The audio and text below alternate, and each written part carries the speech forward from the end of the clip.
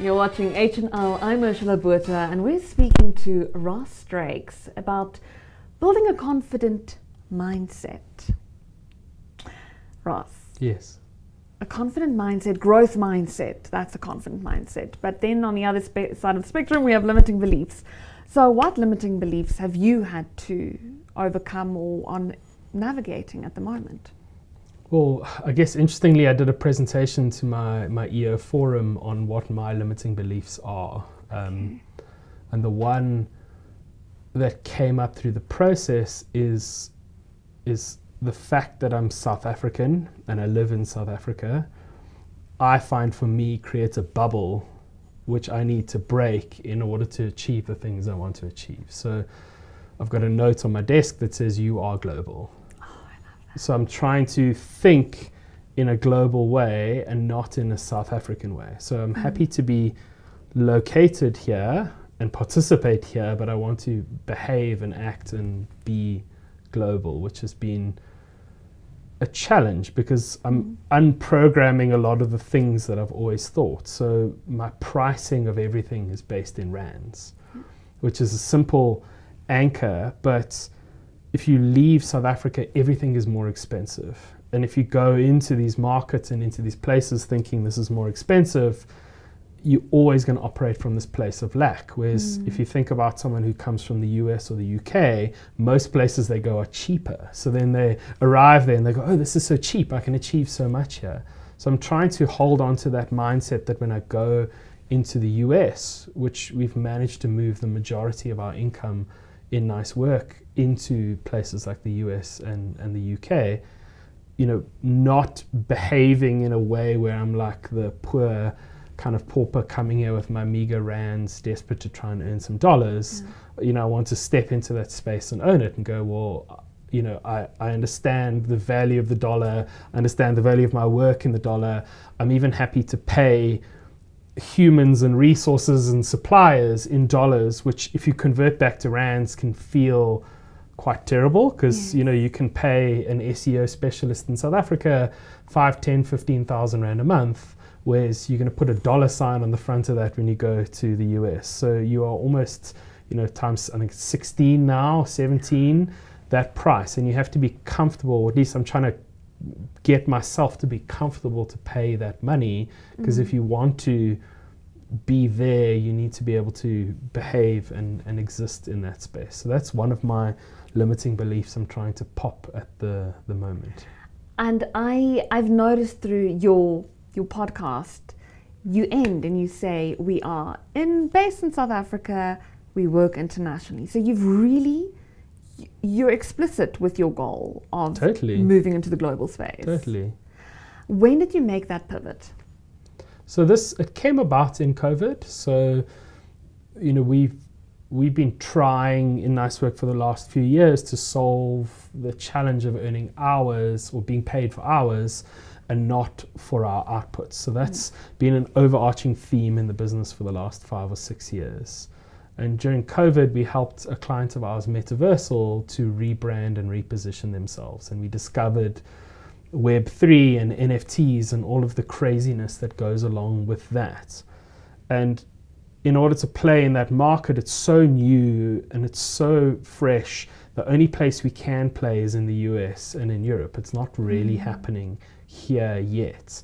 So we're almost forced to do that. And now we live in a scenario where we are playing in this world. So if you're not intentional about that, I think coming back to that limiting belief of South African, it's going to be difficult to compete with other people who are coming in going, I'm from New York, you know, and I can do this. You need to be like, well, I'm from Johannesburg and I can do this. Like, why does New York hold more credence or weight than Johannesburg? In fact, I think we can get better, more talented people here who live better lives and export that talent if you're willing to sort of play the time zone thing and use these tools in an interesting way.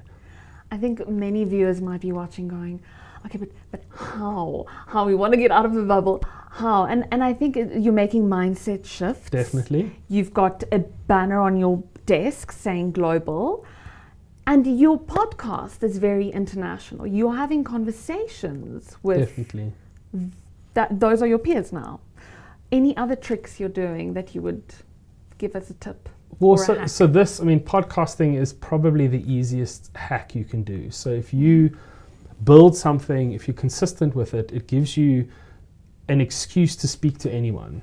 Mm-hmm. So I've emailed Michael Beirut, who's been one of my kind of heroes full time, and I was like, hey, Michael, I'm doing this podcast. I've been doing it for the last 3 years. Are you willing to give me an hour and a half of your time?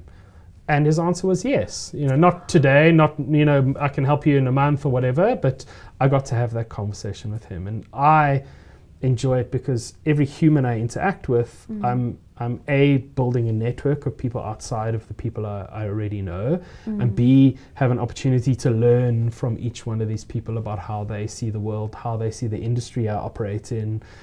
And I can, while I'm interviewing them, I'm also taking notes of the things that I want to do in my life and my business, because these are people who've achieved kind of great things.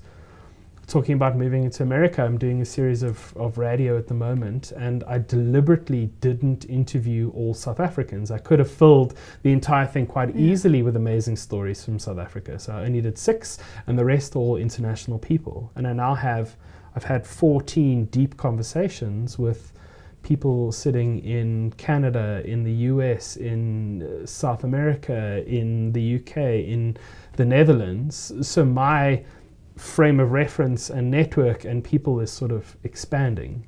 We're busy launching a project now called Project Nice. Yes.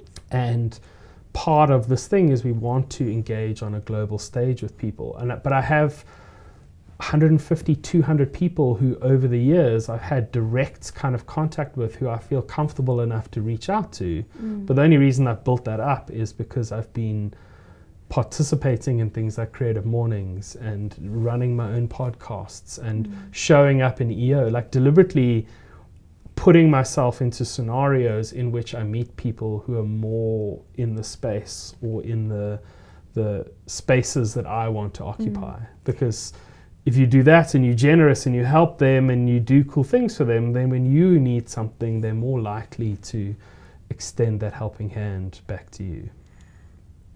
The big word to sum all of this up is your intentionality for internationality, for being international.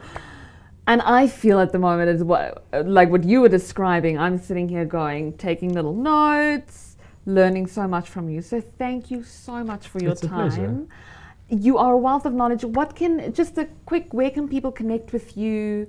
And what's coming up that they maybe can keep an eye out, if you want to just share that with our viewers. Sure. So you can go to rossdrakes.com. I'm medium good at putting all of the things that I do there, but you can also visit nicework.co.za. Those are the 2 places that I put most of the content that I produce, and it's a lot of fun. So if you want to sign up, Project Nice, like I said, is launching now. And we are looking for friends of Project Nice. We're trying to use blockchain to scale random acts of niceness across the world. So that's the experiment that I'm currently filling my time with. Wow, my brain just went. That experiment sounds like so much fun. And please listen to Ross's podcast on Spotify. One last question. One more question. One more question. Close. Almost. Oops. Thank you for watching our show. I hope you learned just as much as I did.